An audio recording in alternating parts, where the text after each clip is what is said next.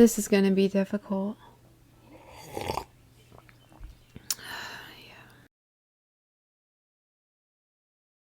Okay.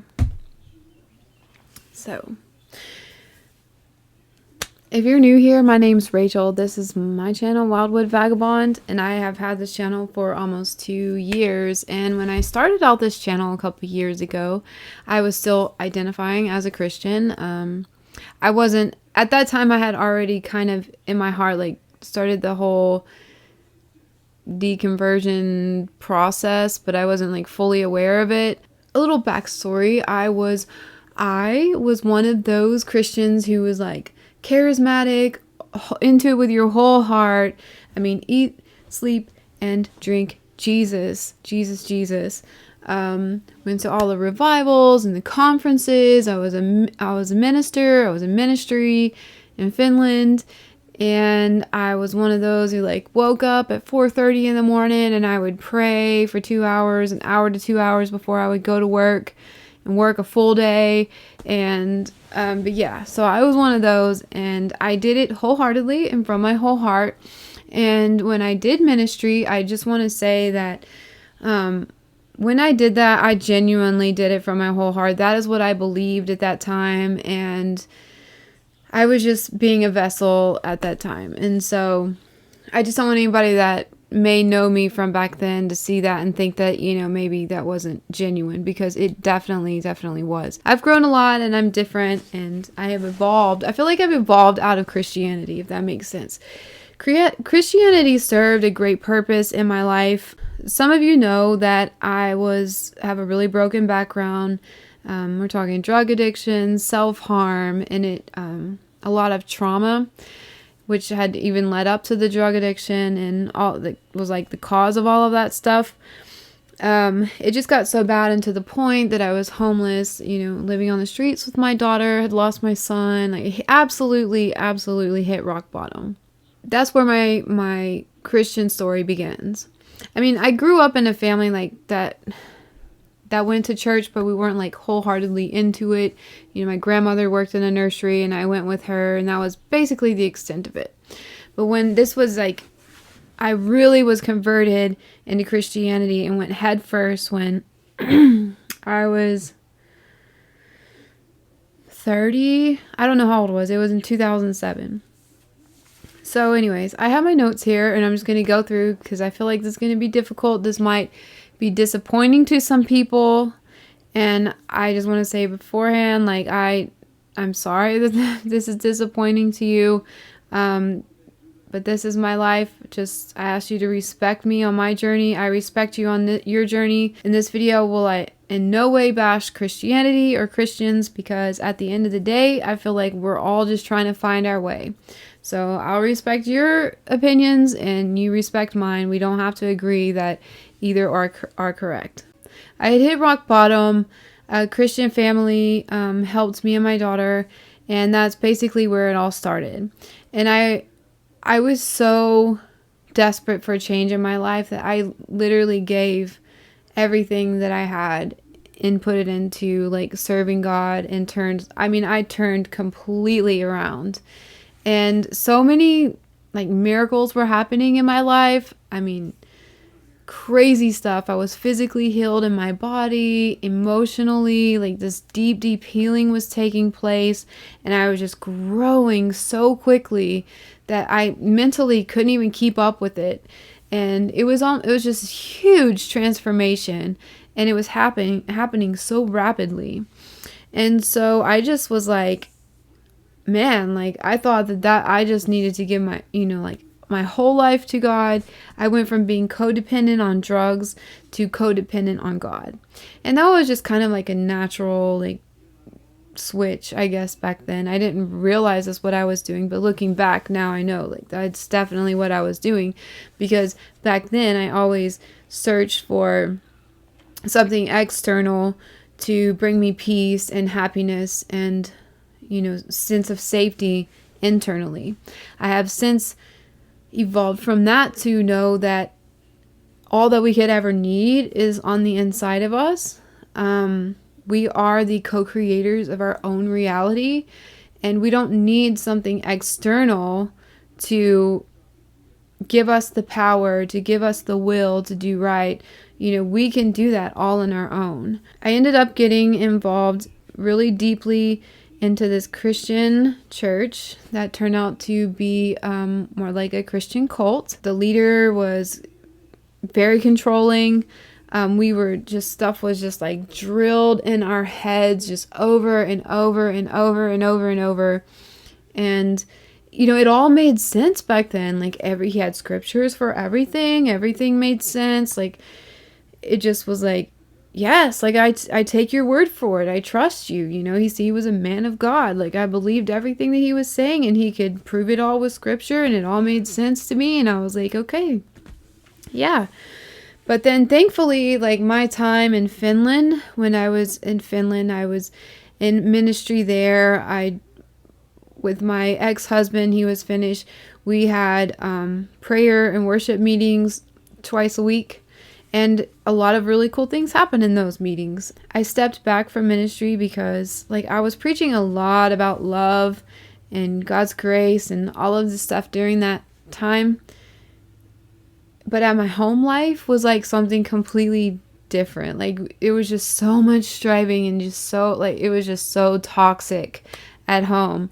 And I mean, looking back, I was a huge problem and a huge culprit in that. But anyways, it takes two to tango.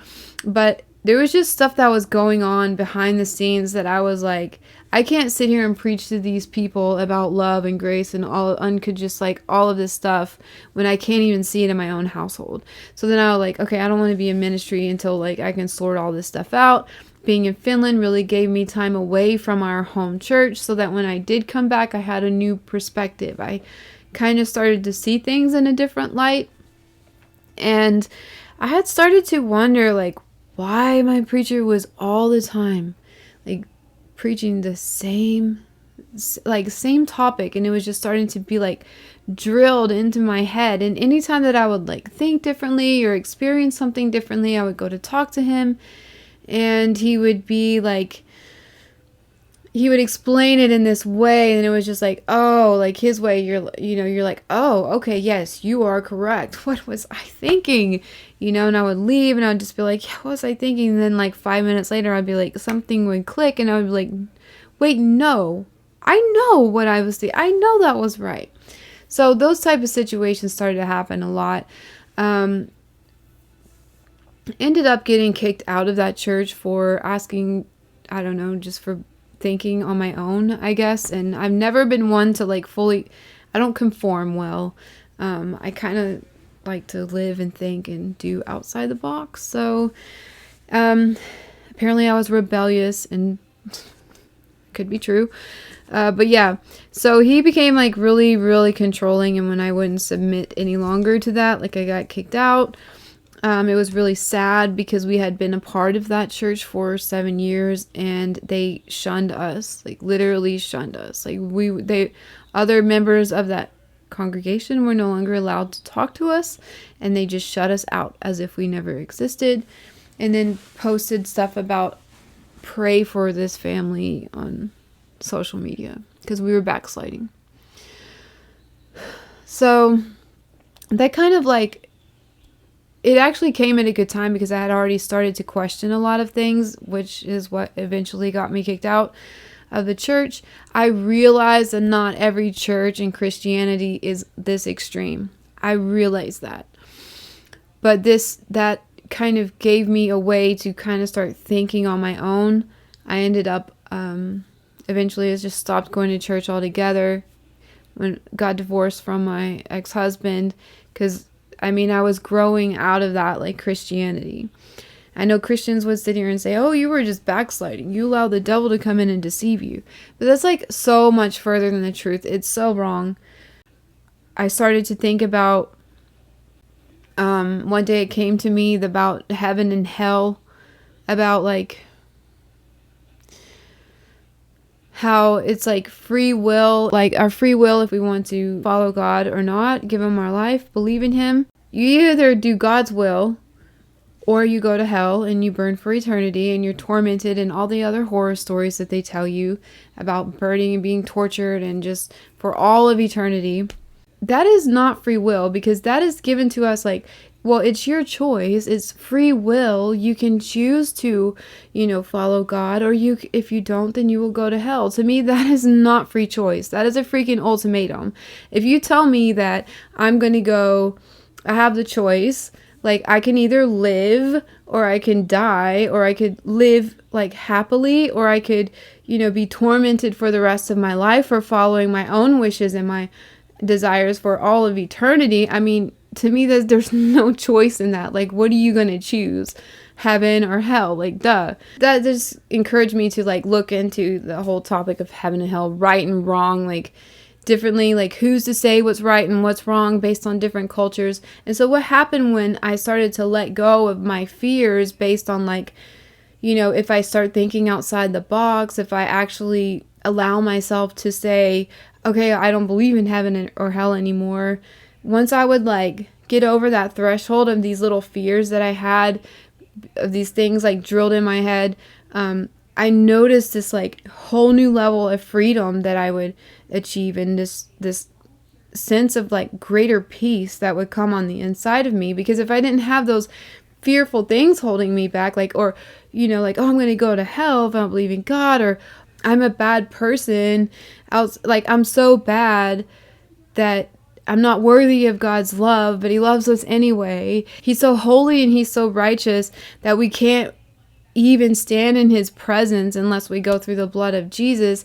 But at the same time, I'm like trying to love myself and trust myself and, like accept all parts of me, but I can't even like follow my own desires, because like my desires, anything outside of God's will, is considered to be selfish or even sinful. And so it was just like, what the hell is the point even, like, of like, why did God create me so that I could worship him? Like, he's supposed to be this humble, loving, like so giving, gracious, generous God, but you created us just based on the fact that, so like you're hoping that I choose to have a relationship and worship you and you alone and live only by your will. Then why the hell did you give me desires of my own in the first place? And don't throw that free choice card, because free will, because that's BS. And I realized too, like, yeah, it's about relationship,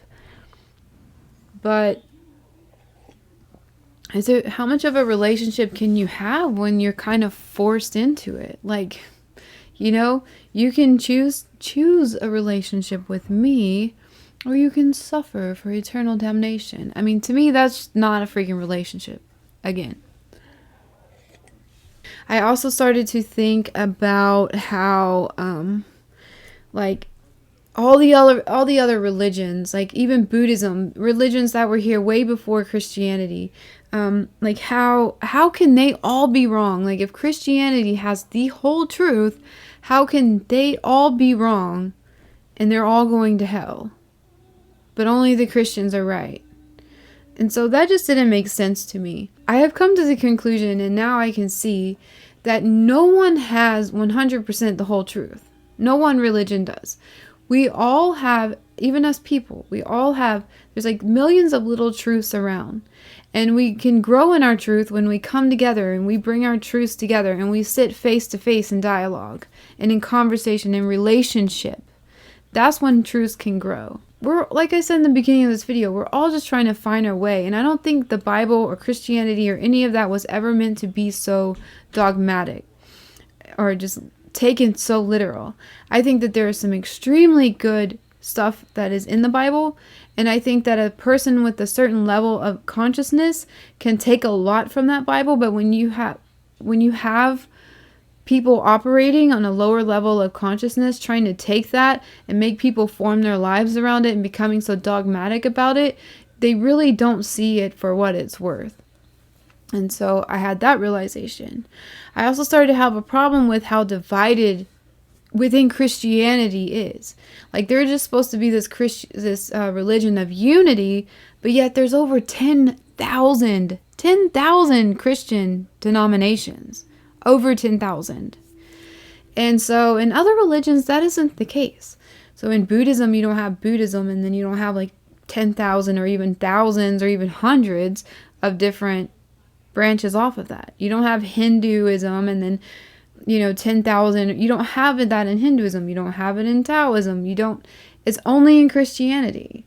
And so I just kind of had a problem with that. I started to really come into conflict with myself, because the more that I told you about the deep healing that I was having. So I'm having all this deep healing. I'm having all these realizations and self-actualizing about myself and learning about who I am as a person. Like, what's my potential? And then I started to really want to grow. Like, one of my biggest problems in my life is that I was always my own worst enemy. I hated myself. And I wanted to start loving myself and accepting myself. I stopped fighting against myself. But I had this conflict, because we're told that we can't trust our own hearts in Christianity, because our hearts are deceitful. That we can only trust God and God's will for our life, because He knows the grander plan. He knows and sees things on a bigger scale. And so we can't follow the desires of our hearts, because those are selfish and they're sometimes sinful.